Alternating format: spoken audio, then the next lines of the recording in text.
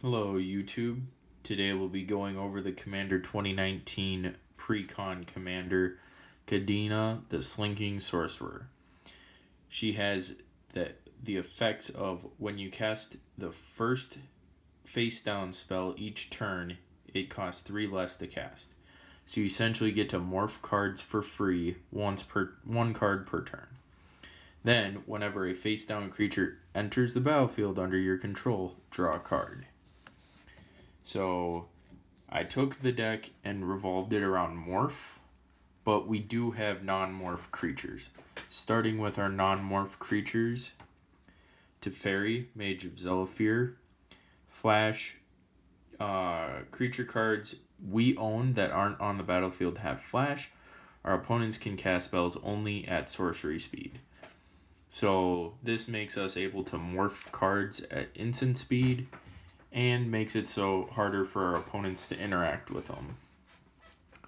Next we have a Pheto Runecaster. When a creature is turned face up, we may draw a card. This also counts for our opponents, I believe, unless they've reworded it, but more card draw for face down creatures.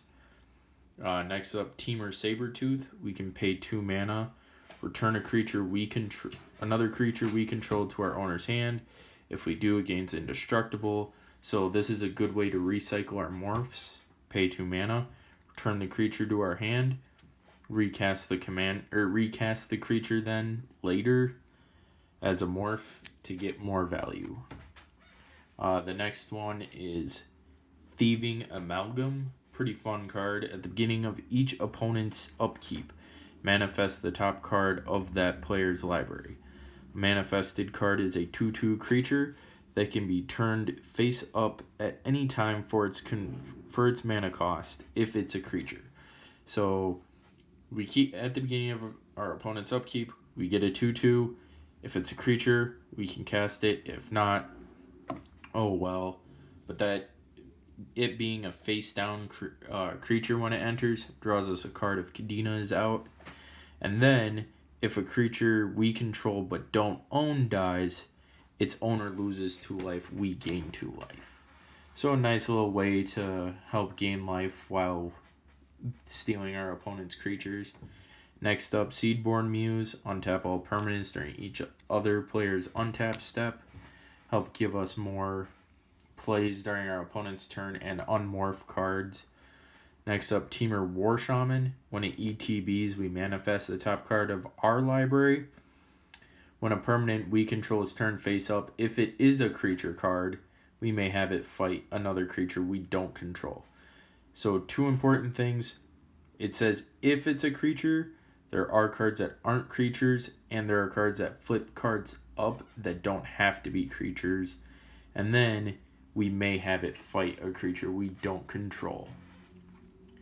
So 2 very important things, and you'll see later on why. Next up, Vigor. If damage would be dealt to another creature we control, we prevent that damage, put 1/1 counters onto it for each 1 damage prevented. And then when it's put into our graveyard from anywhere, we shuffle it into our library. So a way to help protect our morphs from dying, since they're 2/2s, and some of the cards we play make them smaller. Next up, Beast Whisperer, just to help us draw cards when we cast creature spells. Sakura Tribe Elder, a way to ramp faster. Next up, Vizier of the Menagerie. We can look at our top card of our library at any time. We may cast the top card if it's a creature card, and we may spend mana as though it were mana of any type to cast creature spells. So this card is very helpful with Thieving Amalgam, or no, not Thieving Amalgam, with other cards that grab creatures, but it mainly in here. So the fact that we can get top card of our library if it's a creature, and when you do cast creatures from the top of your library, you can cast them for their morph. So we can cast morphs off the top. Next one, Ixodron. When it enters the battlefield, all other non-token creatures are turned face down. Its toughness and power are equal to the number of face-down creatures on the battlefield. So this is a really fun creature because when it ETBs, it kind of board wipes our opponents, turning all their creatures into 2/2s while keeping ours alive. And if we have a board full of morphs, we get to turn them face down and use them again. But real fun card. And the last non-morph creature is Phage the Untouchable. Now, she says when she enters the battlefield, if you didn't cast it from your hand, you lose the game. When she deals combat damage to a player or to a creature, destroy that creature, can't be regenerated. Finally, when Phage deals combat damage to a player, that player loses the game. Now you're probably asking, why are we running Phage? Pretty bad idea. Well, if we can get her manifested with something like Temur War Shaman, a 2-mana 2/2, or a 2/2 that no one knows what it is except for us, and we swing 7 mana, flip it up into a 4/4 that kills either the creature that is blocking or being blocked by, or kills our opponent on the spot. Pretty fun. And I have been able to make deals with people where I'd be like, can I hit you for 2 damage so I can do effect X, Y, or Z? I'm like, yeah, sure. Well, you hit them, you flip this up, good game. It's kind of a mean thing to do, but you can only really do it once with people before they catch on. Next up, we have our morph creatures. Kenru Spell Snatcher. When it's turned face up, we counter a spell. If that spell is countered that way, exile it instead of putting it into its owner's graveyard. We may cast that card without paying its mana cost for as long as it remains exiled. Pretty good card. We get to counter a spell. It goes to exile so our opponents can't use it. And if we really want to use it, we can cast it without paying its mana cost. Really good card. Next up, Chrome Shell Crab. This is a real fun card that came in the set. When it's turned face up, we exchange control of target creature we control and target creature our opponent controls. So if we have a token or if we have, a creature that's no longer useful to us, we can flip this guy up and exchange control of that creature and an Eldrazi Titan or some big powerhouse creature. Or if our opponents are going to combo with a creature, we take their combo piece and give them something that we don't need. Next up, Unblinking Bleb. When it or another permanent's turn faced up, we may scry 2. Helpful to help us filter through the top of our deck. Next, Onyx Survivalist. Turned face up, it's a Reclamation Sage. So, destroy an artifact or enchantment an opponent controls when it's flipped up. Just a fun little card. Next up, Gift of Doom. I know it's not a creature, but it has morph, so that's one thing I forgot to mention. Any card with morph that's not a creature is going to be considered a creature for this, just because it starts as we're usually casting it as a creature. So it has enchant creature, has indestructible and death touch. To unmorph it, we sack a creature instead of paying mana. And then when it's turned face up, we attach it to a creature.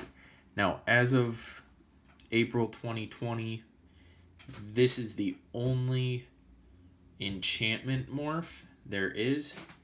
It's a fun little card too. Indestructible death touch for sacking one creature. Pretty fun. Next up, we have Weaver of Lies. When it's turned face up, turn any number of creatures with morph face down other than itself. Another way to help recycle our morphs once they've been kind of turned up. Very expensive casting cost, but we're never casting our morphs for their normal casting cost. We're always morphing them first. Next up, Willbender. Counterspell with only if the spell... Well, not counterspell. This one changes the target of the spell if it has a single target. Next up, Silumgar's Assassin. It cannot be blocked. Creatures with power greater than it. So, and then Megamorph. is different than morph, just in the sense that when it's turned face up, it gets a counter on it, or counters equal to the megamorph. Next up, or its final ability is when it is turned face up, we destroy a creature with power 3 or less and opponent controls. It's in there for the morph, but also the fact that it's something that we can make super big, or not super big, but make it small, swing, and then make it super big after the fact. Next up, Stratus Dancer is the counterspell one, except this is only for instants and sorceries. Next up, Den Protector, turn face up or turn target card from your graveyard to your hand. So it's E-Witness on a morph. Raven Guildmaster, when it deals damage to a player, that player removes the top 10 cards of his or her library from the game. This is another card that you don't want your opponents to block, and you want to morph it in between after blocks are declared but before damage, so that when it hits them, they exile the top 10 cards of their library. Fun little card to play with. Next up, Bane of the Living. When it's turned up, when you unmorph it, you pay X, and then it gives all creatures -X until end of the turn. So it's our board wipe. Mischievous Quonar. It can turn itself face down for 5 mana, and then when it's turned face up, we copy a target instant or sorcery spell and choose new targets for it. So a real fun card for copying, taking extra turn spells, or even counter spells. Next up, Zoetic Cavern is a land with morph. So just another morph card for us. Counts as a land too, which is nice. Then we have Silent Spectre. When this deals combat damage to a player, that player discards 2 cards from his or her hand. So another card you don't want your opponents to block, but you want to flip up between after blocks, before damage, that step. Next up, Nantuko Vigilante, another morph version of Rexage, just to blow up artifacts and enchantments. This one does not specify our opponents, though. Next up, Kadena's Silencer. When it's face up, counter all abilities your opponents control. So, if our opponent has just cast Windfall, and they have a Locust God out, and they're going to draw 50 cards for some reason, we let them draw the 50 cards, and we respond to all the Locust God triggers. Face this up, they lose all the abilities. Or they lose all the triggered abilities from when they drew a card. They get no insects. Or if Nekusar is going off, we prevent all the damage dealt to us. And it's not from one ability, it's every ability on the stack when this is face up, or turn face up. Next up, Thousand Winds. When it's turned face up, return all other tapped creatures to their owner's hands. Just a way to return everything. Kind of a bounce spell. Third from last creature in the deck is Salt Road Ambushers. Whenever another permanent is turned face up, if it's a creature, put 2 +1/+1 counters on it. Help get our things bigger. The last 2 are part of an infinite combo to stop our opponents from getting extra untap steps. Vesuvian Shapeshifter. When it enters the battlefield or is turned face up, you may choose another creature on the battlefield. If you do, until end of turn, it enters as a copy of the creature.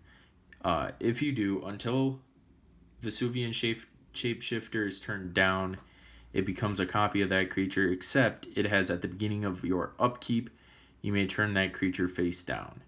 Morph for 2. So it's either a 5 mana clone that can turn itself face down at the beginning of our upkeep, or it's 3 mana, flip it up as any creature clone with the same ability.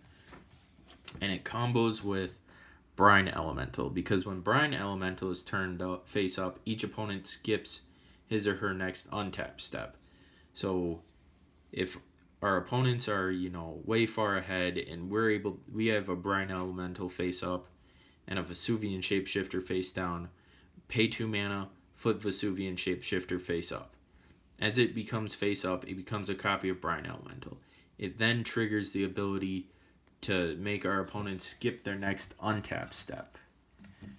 Another thing I should mention with Morph is that it is I believe they call special ability. So on the stack, if there's a split second spell, you can unmorph cards in response because they're already on the battlefield, and it's an ability, but it's not casting a spell, it's not activating an ability. There's weird rulings with how morph works and it being a special action, but do know that you can do this in response to split second spells. Next up, we'll go into our enchantments. We have Rhystic Study. An opponent must pay 1. If they don't, we draw a card. We may draw a card. Next up, Guardian's Project. Whenever a non-token creature enters the battlefield under our control, if it doesn't have the same name as another creature we control or in our graveyard, we draw a card. Fun fact, when you morph a creature, it has no name, it has no type, all it has is its power and toughness. So every time you cast a morph face down, it's gonna always draw you this card off of Guardian Project because it has no name, no type, except for creature, which is a super type. Next up, Heartless Summoning. Creature spells cost 2 less to cast. Creatures we control get -1/-1 until end of get -1/-1.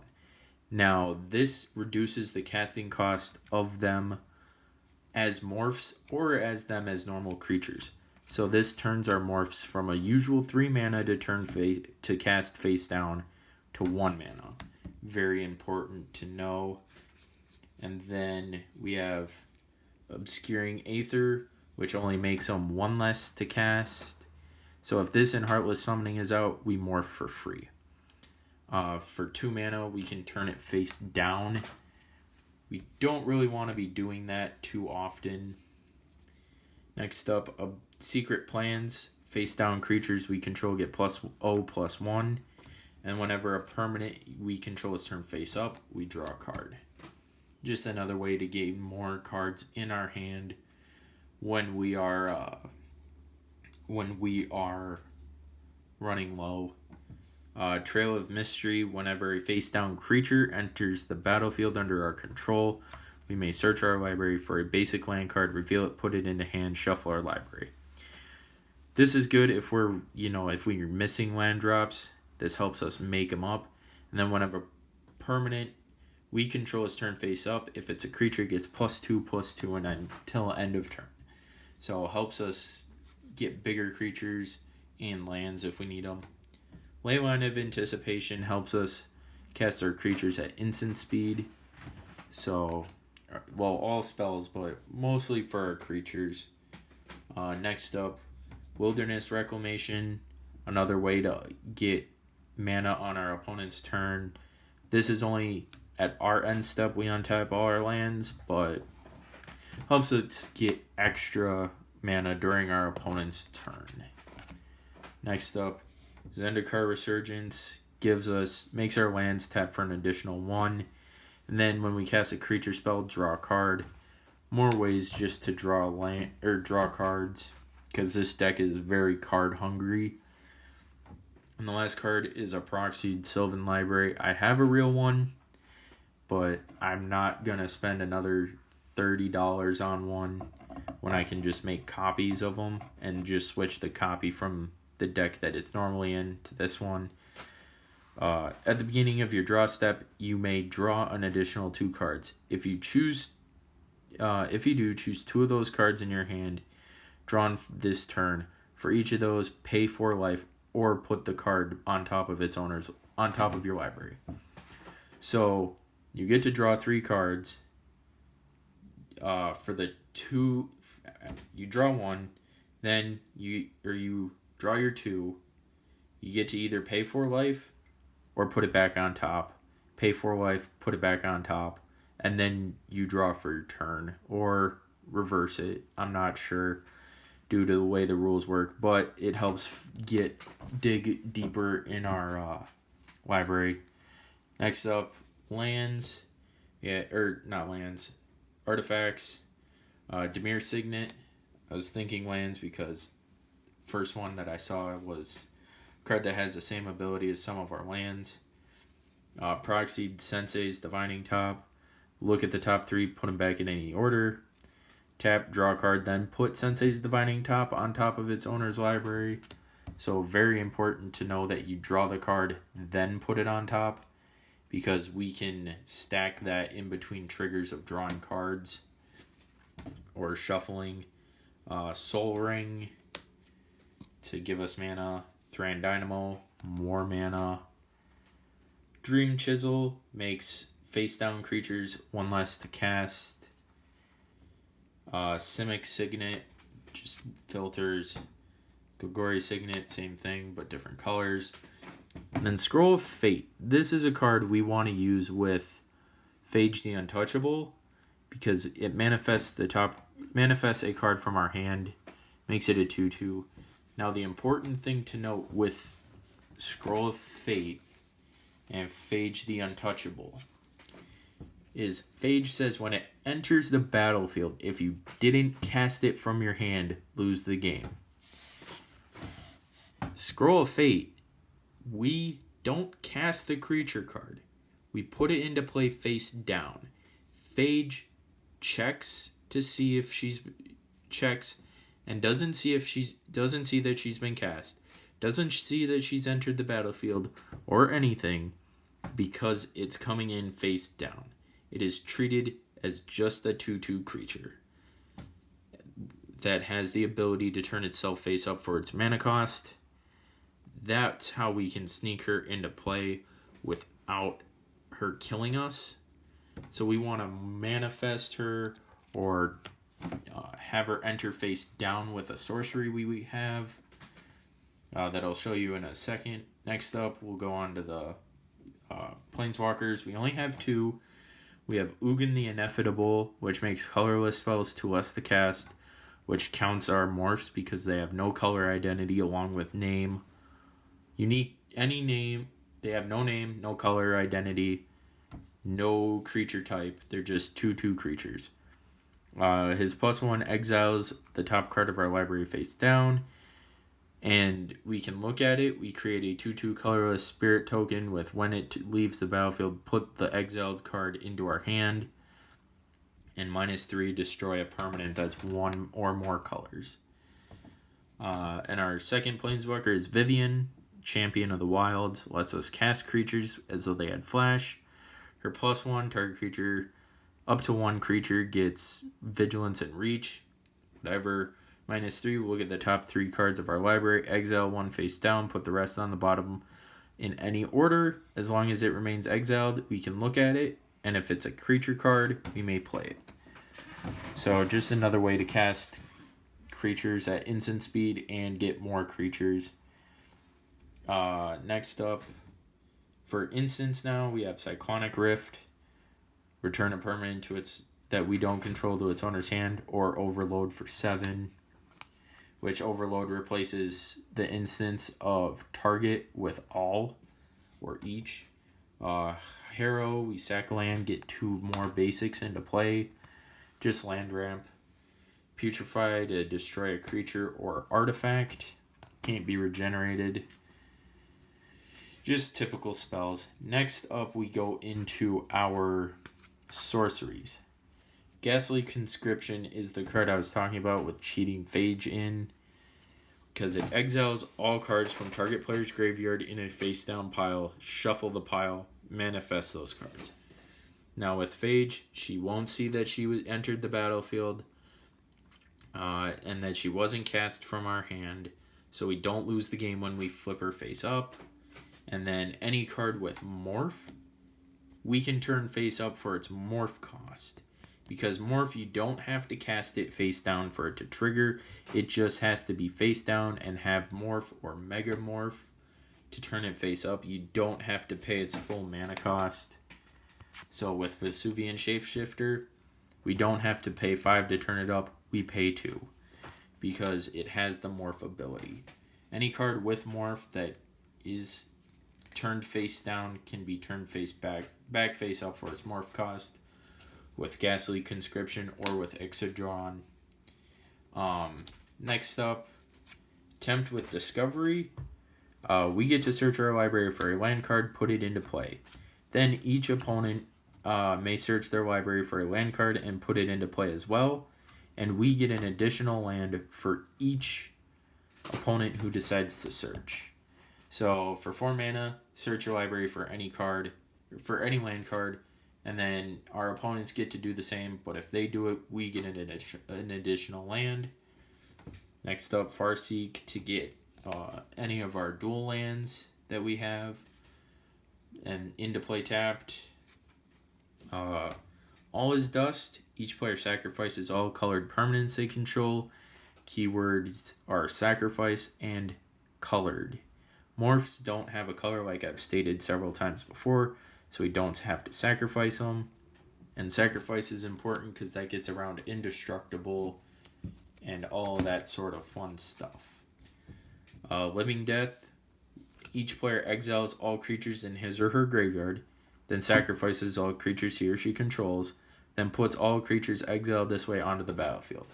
Unfortunately, we don't get to choose if they're face up or face down, but when they ETB, if we have something like, or if we have Ixodron coming out, Ixodron turns all of them face down, so it's not a huge loss for us, but we'd rather them come into play face down than face up, but we get to turn them face down.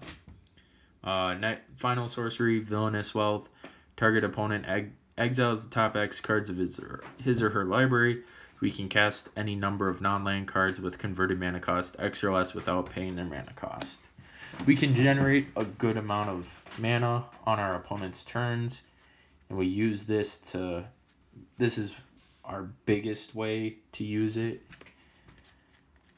Now into the lands. We have, for non-basics, Bajukabog, because who doesn't like exiling their opponent's graveyard? Watery Grave, which is a proxy because I only have one. Sunken Hollow, the check land for 2 or more basics. I believe we have the other one in here as well. Nope.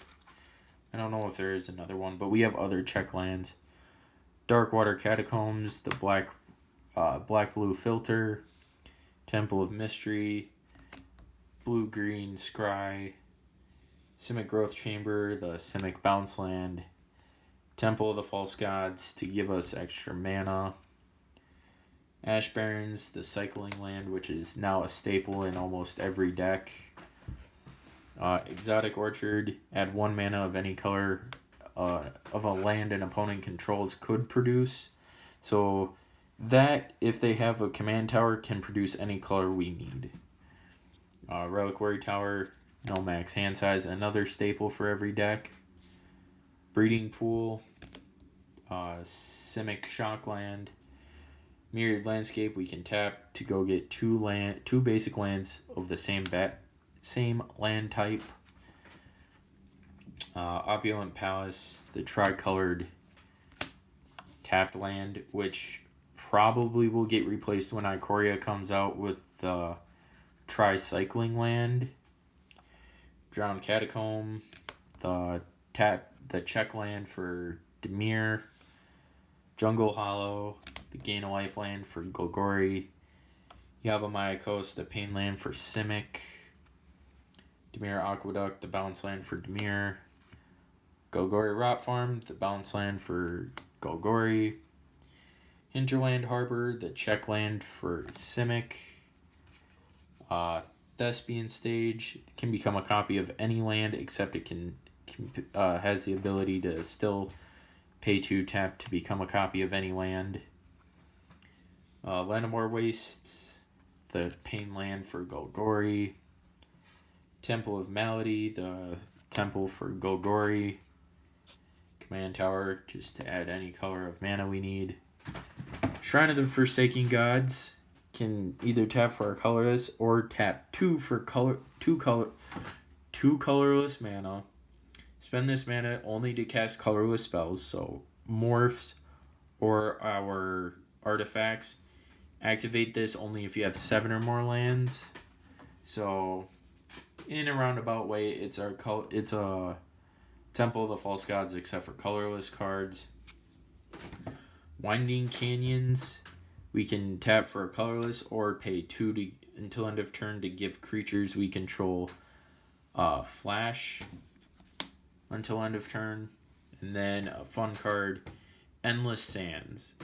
We can tap for a colorless, pay 2, exile a creature we control, so we can exile our morphs or whatever, and then pay 4 later, sacrifice it, return each creature card exiled with Endless Sand to the battlefield under its owner's control. So sometimes if we gain control of our opponent's stuff and they're going to get it back, we just tap and sack it to get their creatures gone for good. Next up are the basics and finishing the deck. 2 swamps, 6 forests, 4 islands. Now, a few things you need to know about morphs before I end the deck tech is that when you play morphs, your opponents need to know which morphs entered first, second, third. So on all my morph tokens, I have the numbers 1 through, I currently have 15 morph token cards. So I've labeled them 1 through 15. And I've done the same with Manifest because they are allowed to know which ones have entered first, which ones haven't, and all of that. And because you can't also switch them around without your opponents knowing. So if you turn face up one card and then it gets turned face down again, they get to know which one was turned face down again. Another thing, if you lose the game, I don't know if it's different for Commander, but if you have, say, Assault Road Ambushers face down, you have to show it to your opponents what the face down card was, otherwise it's cheating.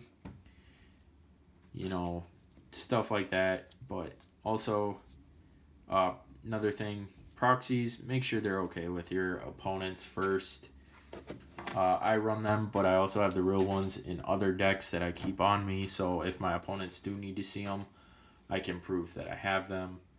But that's all I gotta say. So, like the video, comment, subscribe, and if you have any tips or ideas for Kadena to upgrade it besides the mana base, let me know. And I do know that I should add in Ixidor. Again, he gives all morphs or all face down creatures +1/+1, 3 mana, turn any face down creature face up. But currently don't have him, but I'm hoping to get him soon. But other than that, hope you guys are staying safe during quarantine. I'll see you guys later.